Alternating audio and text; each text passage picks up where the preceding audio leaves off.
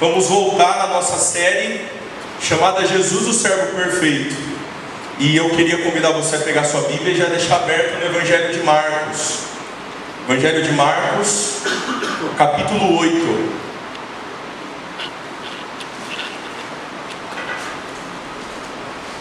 Vocês sabem qual é o melhor método de ensino? O melhor método de ensino, quando aí quem já fez pedagogia, existem vários métodos de ensino que o professor precisa aprender para ele poder ensinar com maior clareza os seus alunos. Então, em qualquer ambiente, seja no ambiente acadêmico, seja com crianças pequenas, seja em qualquer ambiente, cada pessoa ou cada professor dará o seu estilo ou fará ou tomará posse de algum método para ensinar, né? E muitos dizem ainda que o melhor método é o método, alguém se arrisca? O método repetitivo. E isso a gente usa com muita regularidade.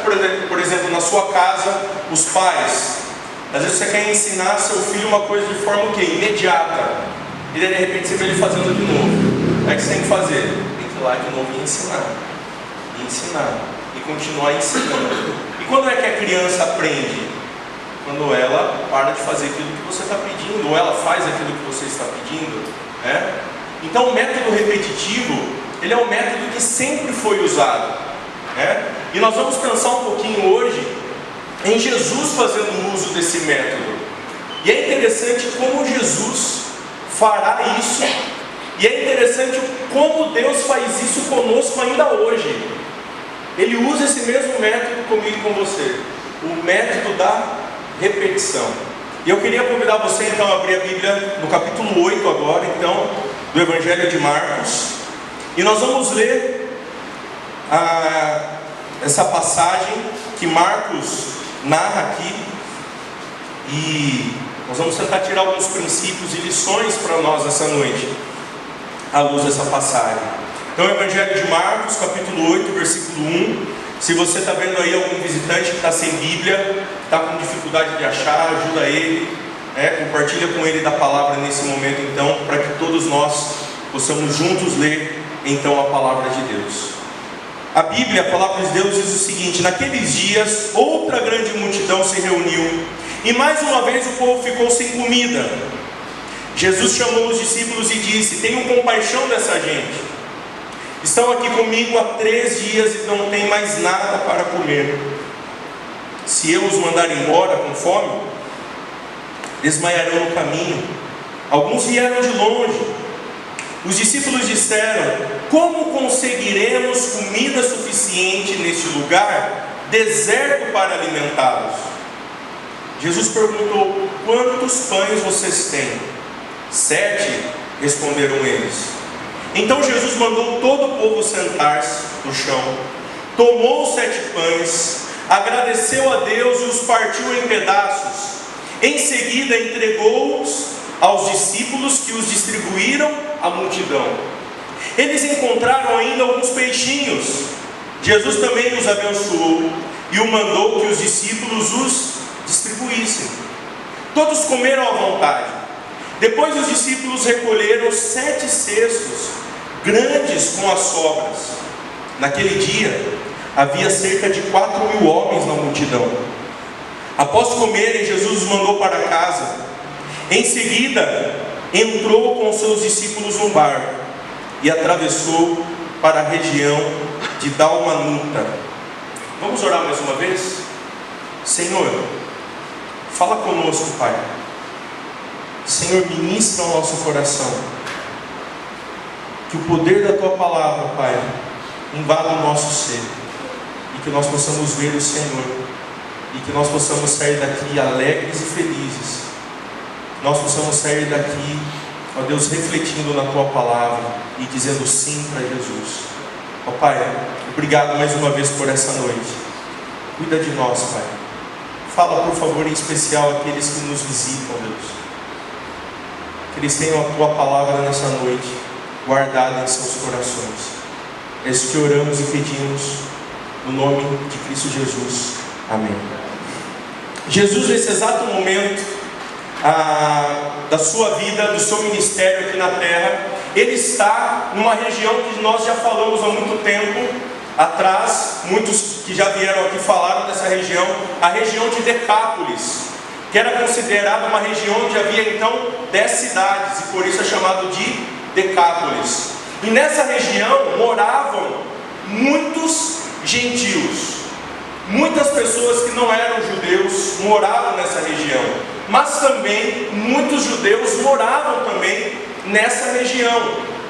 E Jesus, assim como nós já temos falado muito, nesse exato momento Ele está no momento conhecido como o momento da sua popularidade. Jesus é conhecido. As pessoas falavam no nome de Jesus, as pessoas já queriam estar perto dele. É o Jesus que faz milagres, que transforma pessoas, que cura. Então muita gente está atrás de Jesus. E aqui, olhando para a palavra, quantos homens estavam ali que foram alimentados? Já parou para pensar? 4.000 homens. Mas tem o que ainda aí? As mulheres desses homens, as crianças. Tinha muita gente. Tanto é que o Evangelho de Mateus, essa mesma passagem, fala que haviam 4.000 homens, mais mulheres e crianças. Muita gente naquela noite, ou naqueles 3 dias, estavam acompanhando quem? Jesus Cristo. Jesus, o Filho de Deus. Olha só que interessante, versículo 1. Uma grande multidão se reuniu mais uma vez, e o povo ficou sem comida. E Jesus chamou os discípulos. Então existe um problema aqui nesse exato momento. Uma multidão acompanhava Jesus por 3 dias. Gente, não é um dia, não é 2, é 3 dias. E agora eles estão o quê? Com fome, não há comida. Imagina toda essa gente, todas essas pessoas precisavam ir aonde agora? Para casa. Imagina todos ali andarem, caminharem com seus filhos. Imagina toda essa multidão indo embora para casa sem comida. Jesus ficou preocupado. Jesus estava preocupado. Mas é interessante a gente parar e pensar um pouquinho em como Jesus ele se expõe para os discípulos. E olha só o versículo 2, o que Jesus diz: eu tenho o quê? Eu tenho o quê? Eu tenho compaixão dessas pessoas. Jesus está dizendo: eu estou me colocando no lugar delas, e eu sei o que elas estão o quê? O que elas estão sentindo. Gente, Jesus teve fome também. A gente já leu na tentação de Jesus. Jesus passou no deserto, sentiu fome. Jesus sabia o que essas pessoas estavam sentindo. E Jesus ele está movido aqui pela compaixão, porque havia 3 dias que essas pessoas não estavam ali com ele e agora precisavam ir embora e não tinham mais comida. E Jesus então queria, nesse exato momento, ouvir um feedback dos discípulos. Ele queria ouvir um retorno dos discípulos. Ele não chamou os discípulos à parte e falou ali, falou meio que ao vento, né? Ao ar. Não, ele queria ouvir um retorno dos seus discípulos. Mas a primeira coisa que nós precisamos pensar e considerar antes de nós falarmos um pouco mais sobre os discípulos é que o servo precisa sempre ser movido pela compaixão. Pela compaixão.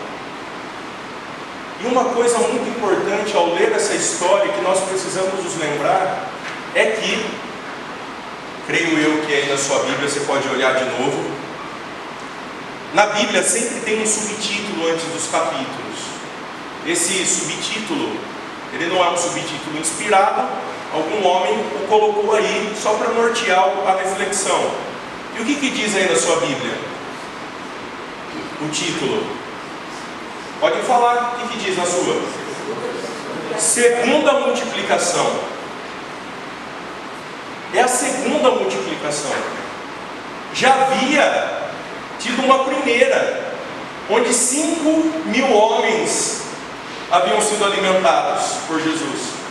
Mas era onde? Era na região de Israel, não era no mesmo local. E somente os judeus puderam ali provar desse milagre que Jesus fez. Mas olha só que interessante, se a gente parar para pensar um pouquinho, e voltando lá para o texto também, capítulo 6, nós não vamos fazer isso, mas diz que Jesus também foi movido lá no capítulo 6 por compaixão. E ele disse o seguinte: essas pessoas são como ovelhas sem pastor. E é interessante que em vários momentos Jesus é movido por compaixão. O servo perfeito, Jesus que vem para servir as pessoas, ele é movido pela compaixão. E uma pergunta precisa ser feita nesse momento, quando nós olhamos para as pessoas e olhamos para as necessidades que as pessoas têm. Nós somos movidos pela compaixão? Nós temos sido levados, conduzidos pela mesma compaixão do Senhor Jesus Cristo? Quando você olha para alguém com necessidade, você é movido por alguma coisa, ou você, famoso linguajar, não estou nem aí e segue a vida? Ou você é movido por algo e fala, mas não tem como ajudar, deixa do jeito que está, vamos seguir alguma ação para ajudar essa pessoa. Como você, como filho de Deus, pensando nessa história do Senhor Jesus Cristo, como você tem caminhado a sua jornada, quando você tromba com pessoas diariamente? Porque na nossa jornada, assim como Jesus, diariamente, nós vemos pessoas com o quê? Com necessidades. Sejam elas necessidades espirituais, ou sejam elas necessidades o quê? Físicas. E como você reage? Como você tem reagido às pessoas que têm passado na sua vida? Meus queridos, quando nós olhamos para o capítulo 6, vocês se lembram o que os discípulos queriam fazer com a multidão? Manda embora. Manda embora a multidão. Manda embora a multidão, Jesus. Você vai arrumar 5.000, vamos pensar aí 5.000 pãezinhos, né? Você dá para esse povo aqui, manda embora. E é interessante que sempre isso acontecia na jornada. Vocês se lembram da mulher que tinha uma filha endemoniada? A mulher cirofenícia. Ela chega diante de Jesus e rapidamente os discípulos falam: Jesus, manda essa mulher embora.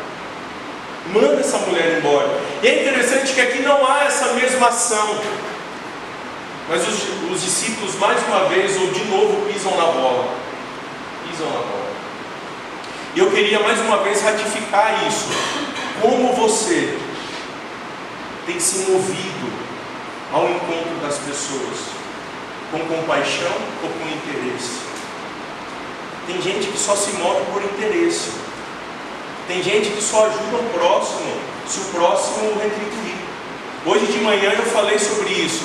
Não sirva as pessoas esperando algo das pessoas. Não sirva dessa forma. Talvez você nunca encontrará algo de volta dessas pessoas. Nunca. Essas mesmas pessoas que Jesus ajudou, muitas delas, sabe onde estavam? Diante da crucificação de Jesus, dizendo: ó, crucifica-o. Mas mesmo Jesus sendo onisciente e sabendo que isso viria a acontecer, sabe o que ele fez? Ajudou. Foi movido pela compaixão. E em todo o tempo se moveu ao encontro de pessoas. E meus queridos, uma igreja que quer ser influência numa comunidade, na cidade, para o vizinho, para o camarada lá do trabalho, para a sua família que não tem Jesus Cristo ainda, nós precisamos ter a atitude de Cristo, ser movidos pela compaixão. Quando? Em todo o tempo, e nunca esperando nada em troca. Colossenses 13:23 diz: tudo o que nós fazemos, nós precisamos fazer para quem? Ao Senhor. Ao Senhor. E esse precisa ser um perfil nosso, o perfil meu e seu, de servos do Senhor Jesus Cristo. Servir ao Senhor com compaixão, indo ao encontro das pessoas e servindo como Jesus serviu e fez. Mas olhem só que interessante, vamos caminhar mais um pouquinho.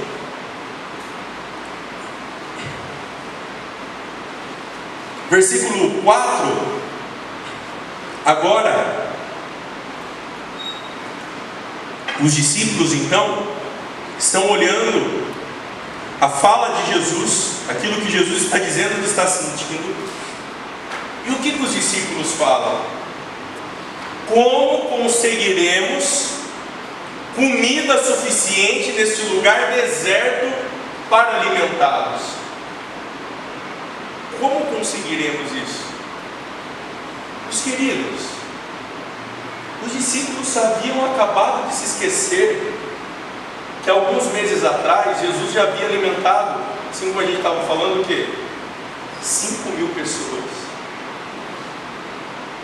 E os discípulos estão dizendo: Senhor, onde a gente vai arrumar tudo isso?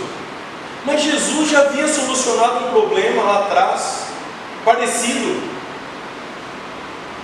Tem muitas pessoas que até mesmo dizem que essa história é a mesma história anterior do capítulo 6, e assim como no capítulo do Evangelho de Mateus, onde há 2 vezes essa mesma narrativa.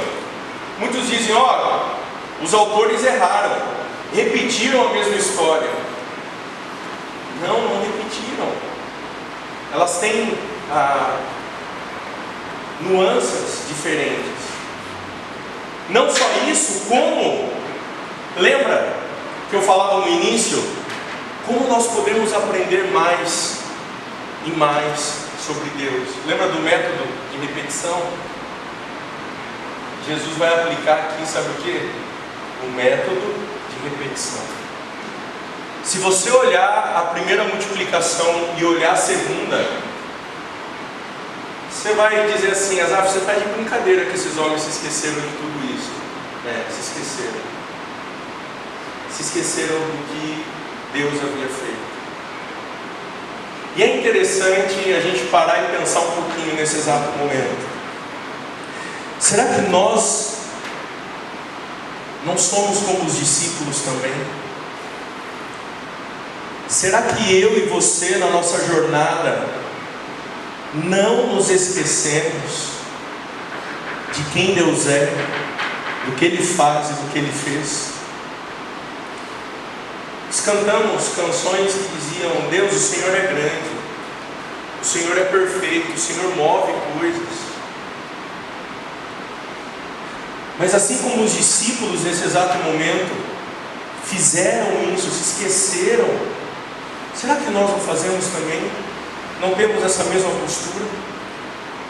Quando nós estamos diante de problemas, diante de questionamentos, diante de perguntas, como você tem reagido?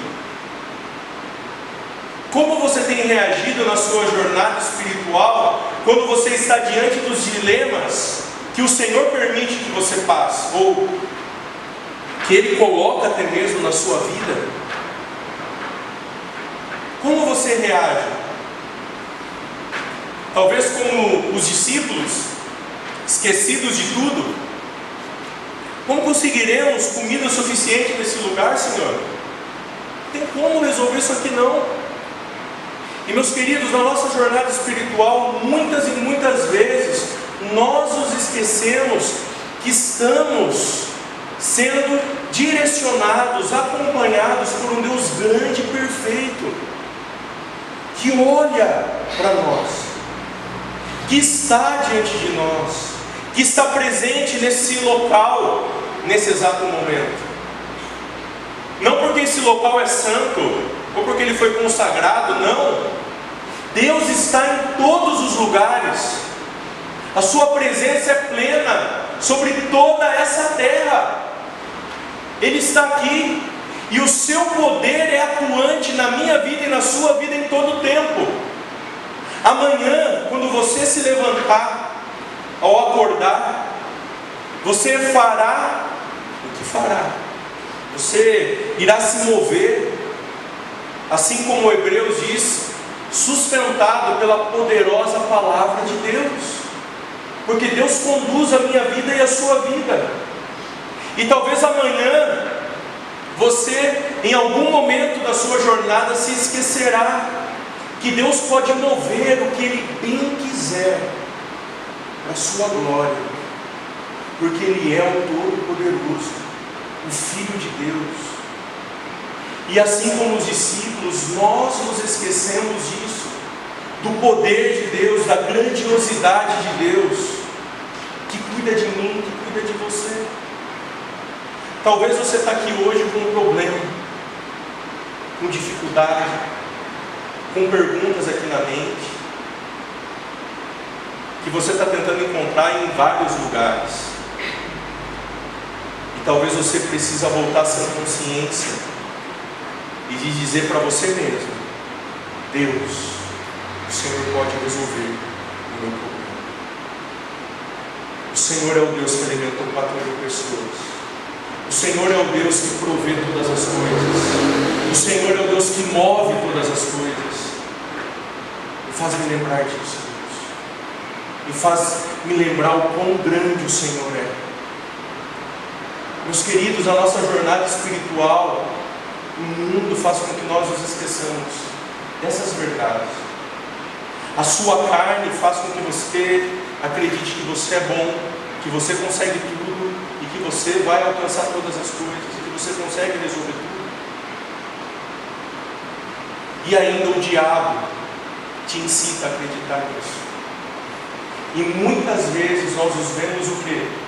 Longe de Deus. E sabe, no decorrer dessa história, o que acontece? Sabe o que Jesus tem que ensinar mais uma vez para os discípulos? Eu tenho controle de todas as coisas. Eu comando tudo. Eu sou o Todo-Poderoso. Eu tenho o poder de fazer isso. Eu estava imaginando essa semana, como será que foi essa cena? Imagine ali com os pães na mão. Eu não sei, será que tirava um pedaço, o pão crescia? Será que dava um pão para um e de repente o outro cortava o pão e de repente isso ia multiplicando para as outras pessoas? Como que funcionou esse negócio? De repente apareceu outros peixes ali e de repente começaram a distribuir também. Como que isso multiplicou? Eu não sei como Deus fez, mas Ele fez. Ele realizou um milagre no meio de um local onde não havia meios para prover aproximadamente 4.000 pessoas. Aliás, 4.000 homens, fora as mulheres, fora as crianças. Deus moveu. Versículo 6, então Jesus mandou todo o povo sentar-se no chão, tomou 7 pães, agradeceu a Deus e os partiu. Meus queridos, mais uma vez Deus, por meio do Senhor Jesus Cristo, agradece aquilo que vai ser servido. Agradece a Deus dizendo: olha, é provisão do Senhor. Tudo que nós temos é do Senhor. Tudo. E nós também disso. O ar que você respira é Deus quem dá. Fôlego de vida. Os alimentos que você tem na sua casa é esforço do teu trabalho? Sim, mas é Deus quem te dá. O dinheiro, o veículo que você veio até aqui, o ônibus, eu não sei, tudo é Deus que nos dá. e a Ele devemos o quê? Graças em todo o tempo. 1 Tessalonicenses capítulo 5, versículo 17, diz o quê? Dai graças ao Senhor. Dai graças ao Senhor. E Jesus, Ele faz isso. Ele agradece ao Senhor. Em seguida, entregou aos seus discípulos, que os distribuíram à multidão. E versículo 7, eles encontraram ainda alguns peixinhos, também os abençoou e mandou que os discípulos os distribuíssem. Todos comeram à vontade. Depois os discípulos recolheram 7 cestos grandes com sobras. É interessante que essa mesma expressão cesto aqui é a mesma expressão usada lá no livro de Atos, quando o apóstolo Paulo foi colocado num cesto e ele foi descido aonde? Pela janela, porque ele estava sendo ali jurado de morte, né? As pessoas queriam matá-lo, porque ele estava anunciando o evangelho. Pensa só, se um cesto cabe um homem, no mínimo é um cesto grande. Mas não era o único cesto, eram 7. Da primeira multiplicação, sobraram 12 cestos. E sabe uma coisa muito importante para nós? É que Deus, meus queridos, Ele nos supre, segundo o seu querer, segundo a sua vontade, de uma forma abundante, que engrandece ao nome dEle. Vocês se lembram de Israel no deserto? Caminhando pelo deserto, e Deus enviava todo dia o quê? Pão, o maná que vinha do céu para alimentar o povo. E Deus faz isso hoje da mesma forma. Cuida de nós, nos supre em todo o tempo, para a glória do seu nome, para a glória do seu santo nome.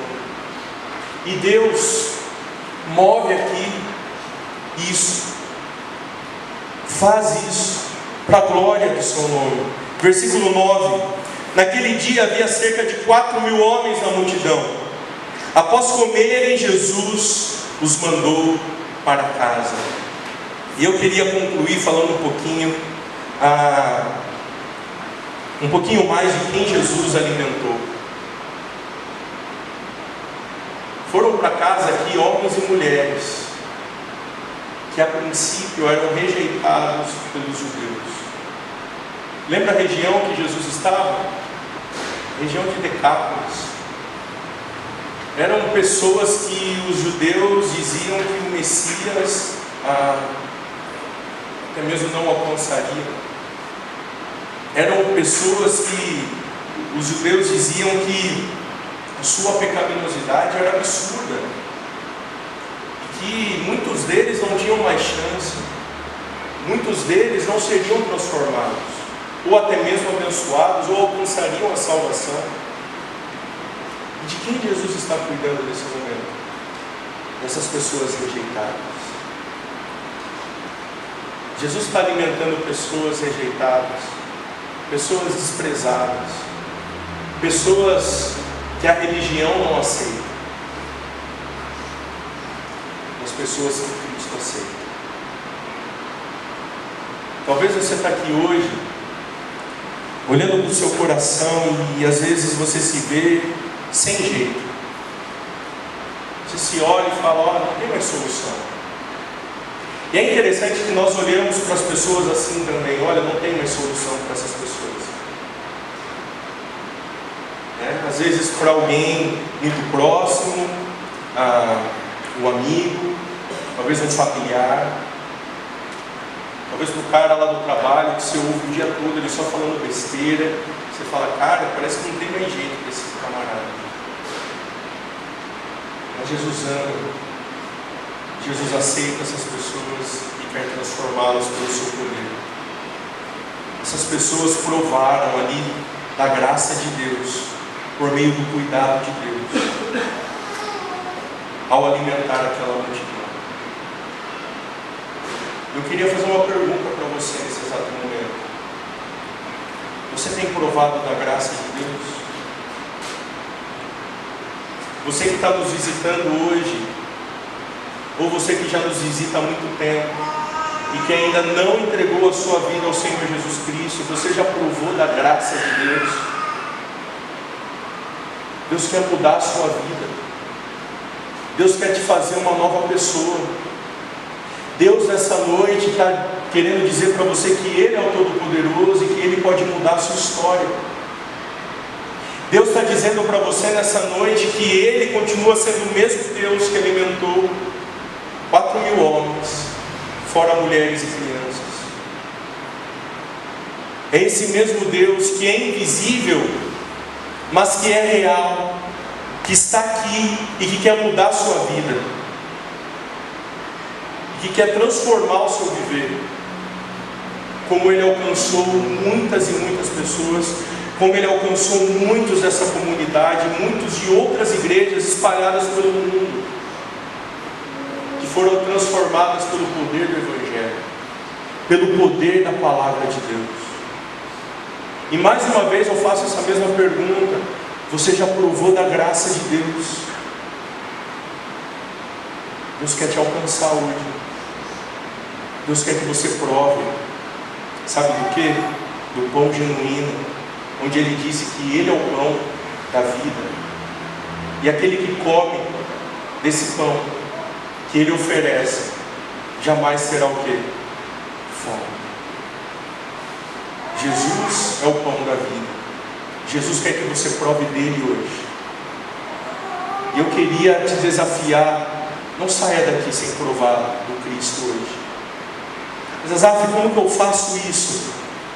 Como que eu posso provar desse Deus Todo-Poderoso? Reconheça a sua pecaminosidade. Reconheça que você é falho, que você precisa de Jesus.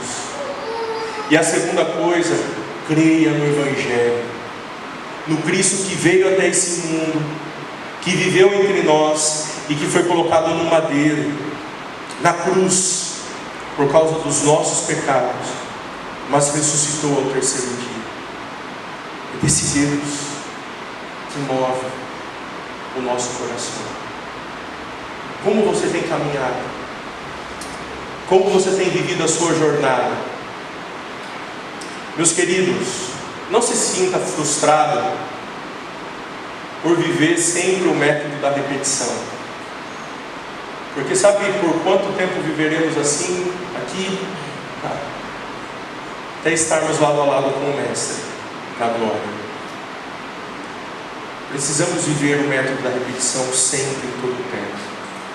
Nos esquecemos porque somos falhos. Por isso, que nós possamos sair daqui dizendo: Senhor, obrigado, porque o Senhor é todo poderoso, insiste em me ensinar em todo o tempo. Que essa semana nós possamos ter compaixão, que essa semana nós possamos nos lembrar que Cristo está comigo e Ele é o Todo-Poderoso. Se tem algo que você precisa de Cristo, sabe por quê? Porque Ele é suficiente. Você não precisa de mais nada, você dele, do Todo-Poderoso.